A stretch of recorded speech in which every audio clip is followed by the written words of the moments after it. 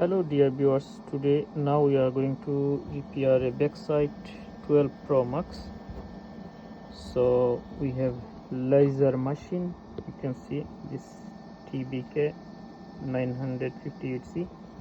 So with this machine we have to choose the option here for lasering. This means removing this backside for iPhone 12 Pro. So I'm going to choose this file first,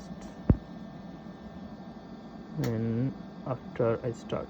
So here iPhone 12 Pro back. So this we are measuring is, look, this is, make it exactly on your position after we start.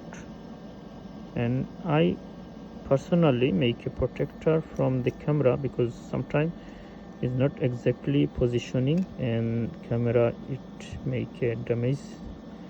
So I make a protector here, plastic for camera, and other side have to very position have to exact, otherwise it will damage site. It was change the color, customer it will not happy. So is I think it is, yep, it is positioned. Now I'm going to start here. Look, this is print, this is in previous one, that means it's fixing. And after we start here button, you can see this start. Yes, now it's starting. So within 5 minutes, 3 or 4 minutes it will finish.